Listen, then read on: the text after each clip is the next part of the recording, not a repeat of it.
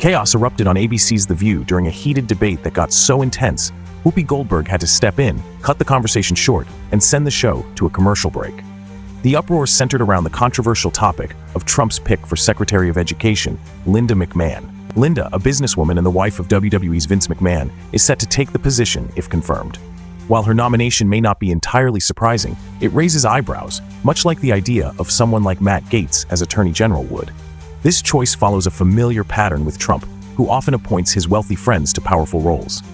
Critics argue that this practice could harm the very working-class voters who believe Trump would champion their cause. During the discussion, Alyssa Farah Griffin, an anti-Trump panelist with a conservative Republican background, clashed with Sunny Hostin over the implications of such appointments. The back and forth became so fiery, it left the audience stunned. I'll play that clip for you in just a moment, but before we dive in, don't forget to hit that subscribe button. Your support means the world, and it helps us bring you more of these discussions. You know, when you hear about school choice, it's really connected to the voucher system. And I encourage everybody to read up on that. What happens, the Department of Education is responsible for $18.4 billion that fund high poverty K through 12 schools. Schools where kids are poor. Kids that grew up in neighborhoods like I grew up in the South Bronx projects. $15.5 billion from the Department of Education is used to cover the cost of children with disabilities, children that have dyslexia, children that have other learning needs, that learn differently. And what happens with vouchers, the studies show very clearly that they fund students who are already attending private schools. So people with money get those vouchers, use the vouchers to pay less for their private schools, and their kids go on to do well. Where do you get the money from vouchers? You pull those money from those poor schools, those poor schools. Let me just finish this. So wealthy families are overwhelmingly the recipients of school voucher tax credits. I'm not making this up. This has been studied. In 2020, a 2020 study found that only about half of states with voucher programs require teachers to have a bachelor's degree, require teachers to have training, require teachers to have licensing, require participating private schools. If I may get in, just to make it a conversation. But because I have children and because I looked at private schools. I went to public school. I believe you got to go to private school. There is zero statistical significance. You got to go to private school. Because nobody can figure out what's being said here right now. No, there is no last thing right now. We're going to go to break, and then we're going to come back. Yes. Because you can't, what's happening is no one can hear anything. When they return from the commercial break, you'll see Sunny Hostin making some incredibly compelling and critical points about the broader implications of Trump's policies. One topic gaining traction within mega circles is the idea of completely dismantling the Department of Education. Although it's unclear if they'll actually follow through, this proposal has been a recurring talking point. Presidential candidate Vivek Ramaswamy has openly expressed interest in this initiative, aligning it with the concept of government efficiency. Figures like Elon Musk and Linda McMahon being associated with these powerful roles only add to the controversy. While being wealthy doesn't inherently disqualify someone from holding such positions, it's their actual policy decisions that often raise red flags. As Sunny highlights, Trump has somehow managed to persuade many working-class voters that he's their champion.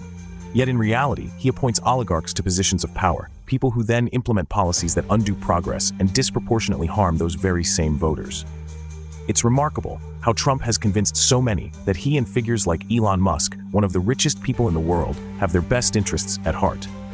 The truth is, even Elon's involvement would likely serve his own interests, just as Trump's previous administration prioritized tax cuts that overwhelmingly benefited the wealthy elite. The discussion also dives into the harmful effects of abolishing the Department of Education, a move Sunny warns about.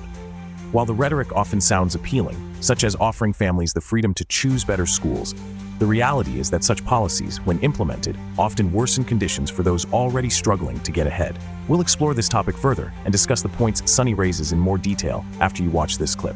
Stick around, and don't forget to share your thoughts in the comments.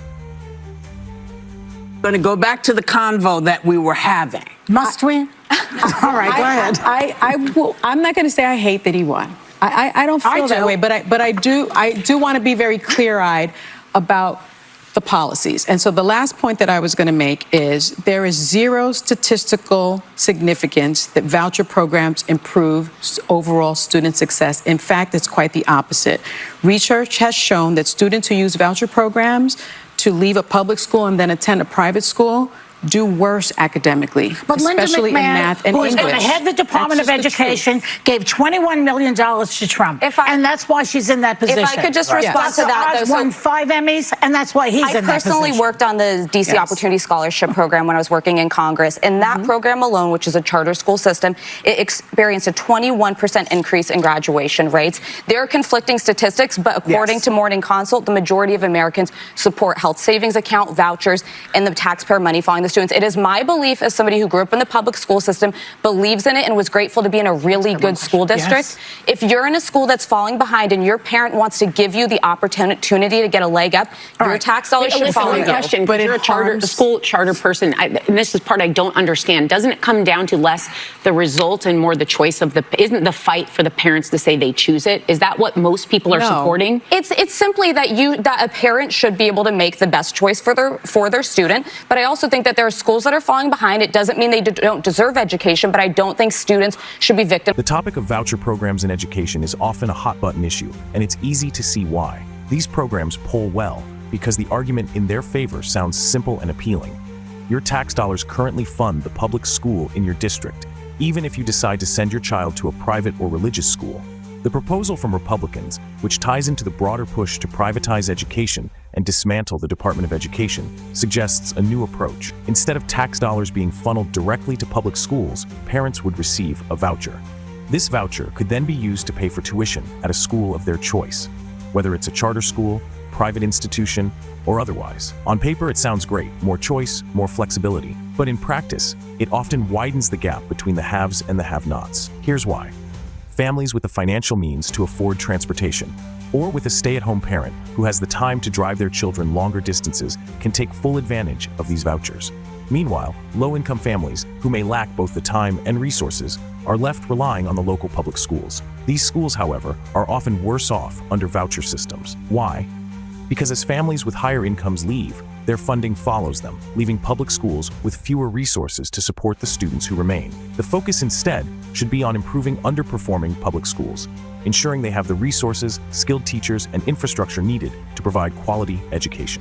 This way, families who rely on these schools are not left behind. Of course, if a family has the means to choose another option, that's their prerogative. But we must ensure that improving public education remains the priority, not gutting it. Time and time again, studies on voucher programs show the same results. They hurt the very people they claim to help. Low-income families, who already face numerous barriers, end up with fewer educational opportunities and worsening school conditions. It's critical that we address these systemic issues with solutions that uplift rather than undercut. Let her talk. People make the decisions they can make about what they can do. The problem with the school system is we allow failing schools because we don't bolster them. We don't pay teachers. We don't take care of the students that need to be taken care of. I've been in both. I've been in charter schools, I've been in public schools, I've been in private schools. People make the decisions they make. What I want to make sure of is that she doesn't touch things and get rid of things like Head Start. Let me reiterate this point.